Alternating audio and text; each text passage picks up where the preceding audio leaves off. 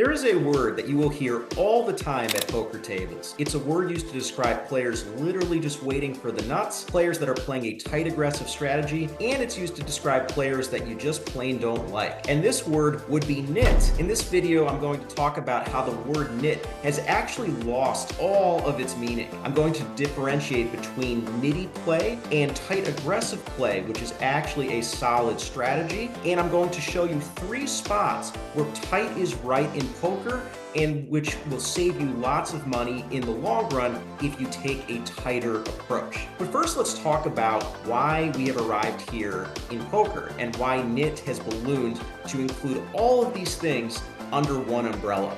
And that's because we have a paradox in poker.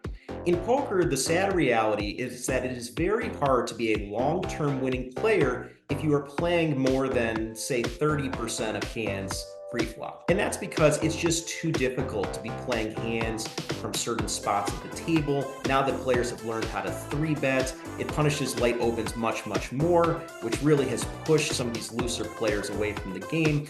And so we have this dynamic where tight play is rewarded. Also, we having a 2-blind system has created some of this where there's just not the same incentive to get in with a lot of loose hands because there's not as much pre-flop dead money to win. So tight approaches generally are profitable approaches in full ring games. At the same time, there's a paradox because people really want the game to be fun, to be action-packed, and so part of the peer pressure element of this is goading players into playing hands they wouldn't otherwise want to play. And the slogan of choice to make this happen is calling people a nit and saying, don't be a nit.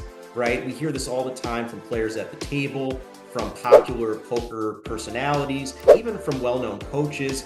We disagree about a lot of things in the poker community, but one thing that we always seem to agree on is that being a nit is a bad thing. And actually, believe it or not, I would tend to agree, but we need to define nit a certain way. There's a very famous Princess Bride quote from Inigo Montoya: "You keep using that word. I do not think it means what you think it means." And I think with nit, this is the direction we've gone in.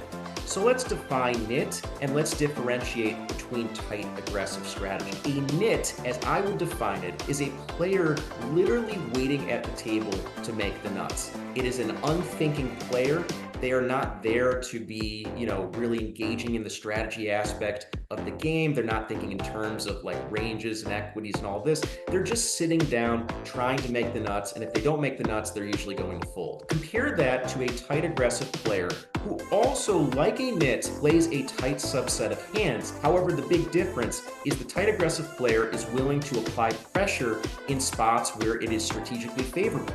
The tight aggressive player also may call down light in spots where they have an intuition or something in their thought process leads them in an unconventional direction.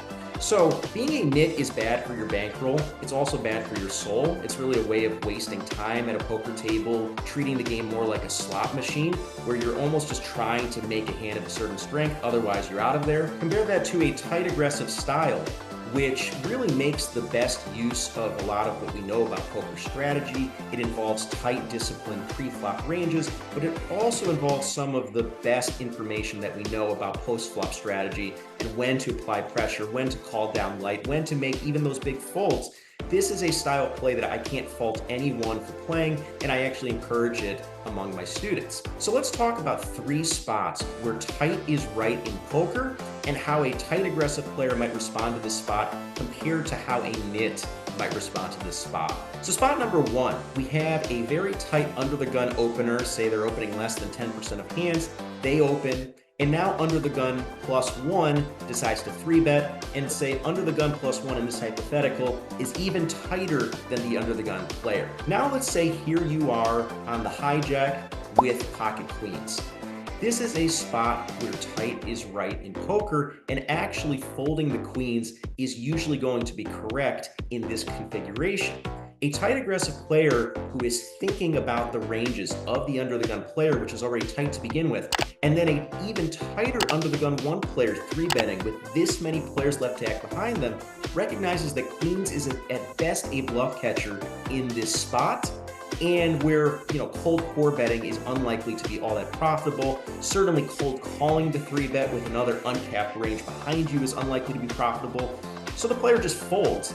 And that's not nitty play, that's actually solid, tight strategy. Now, if we compare that to what a nit might do in this spot, a nit who is somebody who's been folding all day long and they finally wake up with queens, they may very likely cold call this and hope for the best, trying to make the nuts. Maybe I'll flop a set type of thinking, my hand's too strong to fold.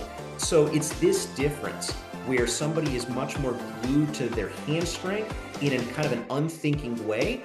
That is what I would recommend people ditch at the first sight. It's a bad habit. Drop the nit habit as soon as you can, but being a tight, aggressive player who is discerning about the ranges involved can actually find a fold in this spot. Let's look at a second example. This time where you have ace-5 suited, it folds to you in the cutoff, you raise, and a button player who only 3-bets 3% of hands. Let's say you're playing online and you know that his button 3-betting stat is 3%, or you play live poker and you know that the only hands you've ever seen this guy 3-bet are queens, kings, aces, and ace-king. Here you are in the cutoff with ace-5 suited. The chart says to 4-bet this hand. Are you really going to 4-bet? Well, let's look at the difference between a tight aggressive player who is a thinking opponent and a nit. The nit may not have even opened this hand to begin with. Perhaps the nit, like maybe they would have opened this hand, maybe they would have limped this hand trying to make a nut flush and hoping it gets checked through and they get to see a limped pot. So who even knows? The nit may not even be in this spot. The tight aggressive player would know to fold in this spot as well. And it's because the hand, even though it can crack some of these hands that the button 3-better may be using, it's too often dominated, and the times where it does hit its ace, it's too often super transparent for the button player to either see that it's behind with a hand like queens and kings and just, check the hand down, or they have ace-king and now they're dominating you. So there's really no money left in this spot, and we need to abandon the charts. Now take a spot, for example, where the button's 3-betting percentage was not 3%. Say it was more like 10 or 12%, and here we are in this exact same spot. A nit, they'll probably just fold. A tight aggressive player will consider a 4-bet with this hand, as they're supposed to with a balanced strategy, which includes both bluffs and value in their 4-betting range. So that's another distinction. Lastly, we have a spot where a nit may call 2 bets trying to make a hand of a certain strength that has a draw to the nuts with really no plan on the river for how to turn this hand into a bluff or how to find another way to make the hand profitable. A tight aggressive player may have started with the same tight subset of hands, but they actually are thinking one step ahead. So I'll give you an example. Say a middle position player opens and you are in the big blind with a hand like king of spades, jack of clubs. And let's say the flop comes queen of spades, 10 of spades, deuce of hearts. And let's say it plays pretty standard through the flop and the turn. Let's say the middle position bets, you call maybe a half pot bet, turn is a blank like the 4 of clubs, middle position bets half pot again, and let's say you call again. Up to this point in the hand, I think a nit and a tight aggressive player would have played the hand exactly the same way. Now let's say the river is the 8 of spades. Okay, so we have missed our open ender, but we have a blocker to the flush, and we can very credibly be holding the flush the way this hand played out. The nit will just resign. The nit has not made the nutted hand they were hoping to. They're going to just check and give up. The tight aggressive player, on the other hand, is aware of their range, aware that this is a very good card for them, and often will put a lot of pressure on a lot of the made hands in the middle position player's range. They can very credibly have a flush the way the hand is played. They also hold a blocker to the flush, which reduces the probability of their opponent holding the flush. So this is where a tight aggressive player may fire a pot-sized bet, applying pressure to the other player in the hand, and this is really just good poker, right? We can't fault a player playing a tight aggressive game, and we shouldn't be using the word nit indiscriminately to lump in these two types of players, which are clearly very different and are thinking on a very different level. So the next time you hear somebody using the term nit at a poker table, really get curious about how they're using the word. Are they using it to goad another player into playing a more high action style? Are they just repeating something that they've heard over and over again that they really don't even know what it means themselves? Are they trying to belittle a winning player, trying to discredit them in some way, trying to goad them for being too disciplined and take away from what they've been able to accomplish?